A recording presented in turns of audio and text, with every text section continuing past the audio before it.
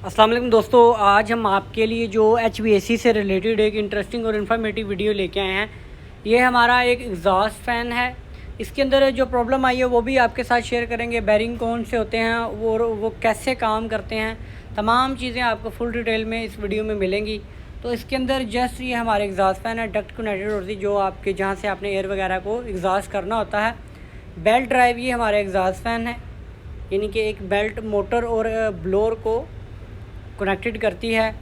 ये आपके सामने बेल्ट ड्राइव है। सबसे पहले आवाज़ सुने इसकी।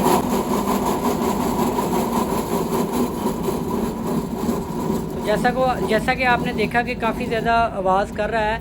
तो इसके लिए जब भी इसको चेक करना है, सबसे पहले इसकी बेल्ट उतार के आपने खाली मोटर को चला लेना है। उसके बाद आपको पता चल जाएगा कि जो आवाज़ है वो आपके मोटर के बैरिंग्स की है या आपके ब्लोअर के बैरिंग्स की है।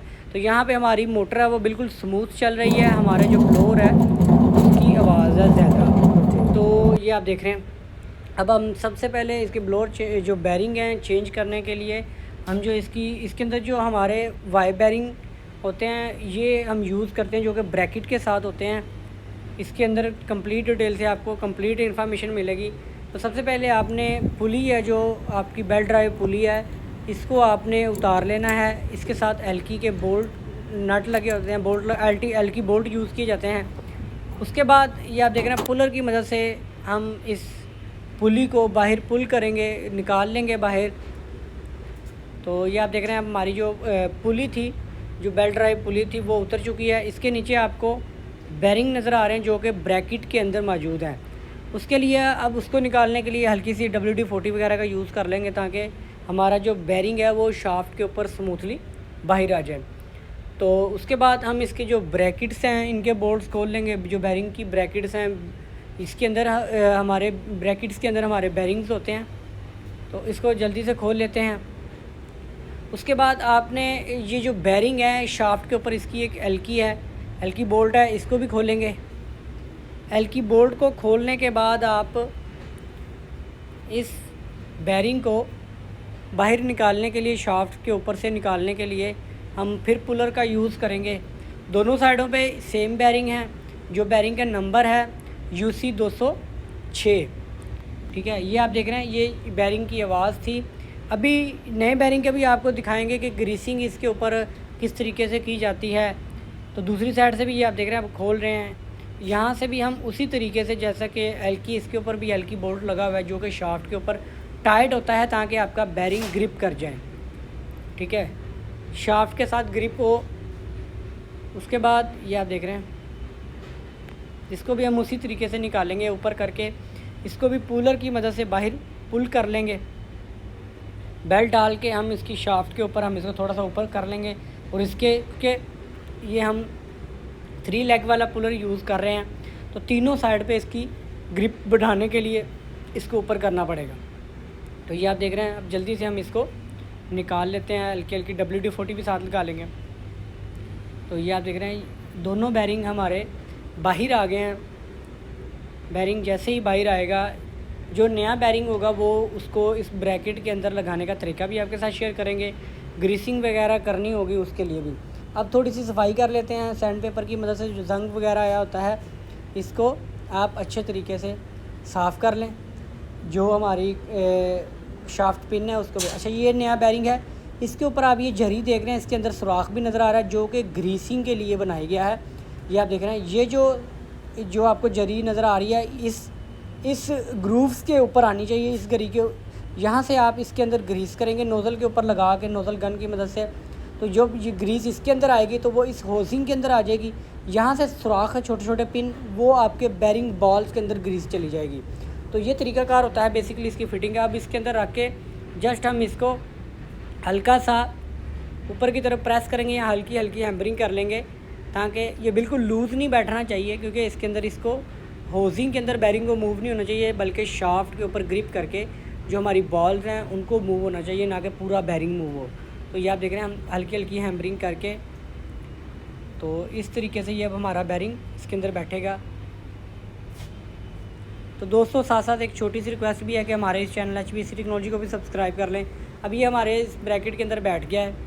अब सेम उसी तरीके से हम इसको इंस्टॉल भी करेंगे। ये आप देख रहे हैं, इसको जस्ट आपने शाफ्ट के ऊपर रख के हल्की सी इसको पुश करेंगे। पाइप भी आप यूज़ कर सकते हैं, सिल्वर हैमरिंग भी आप यूज़ कर सकते हैं, ठीक है।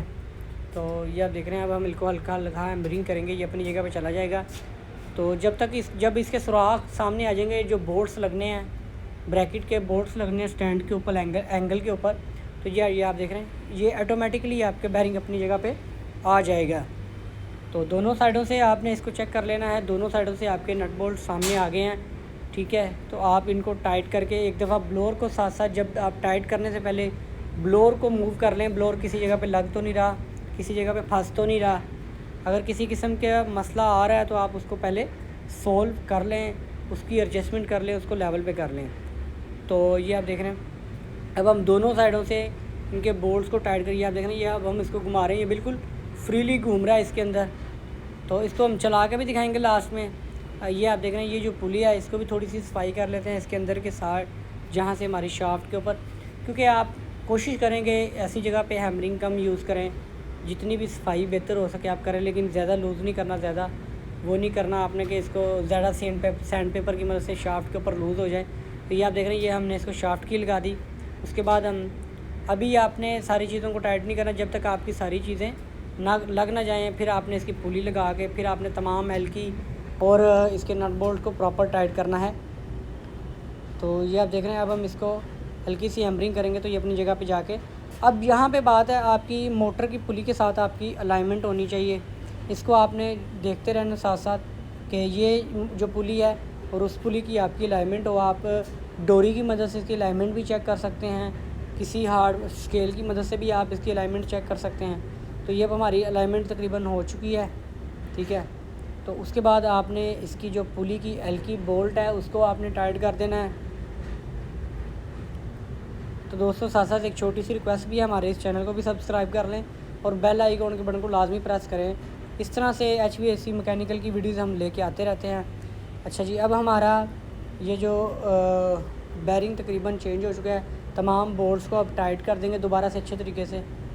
उसके बाद जब हम इसको चलाएँगे तो ये बैरिंग ख़राब होने की वजह से, बेल्ट लूज़ होने की वजह से पहले स्लो स्पीड में चल रहा था।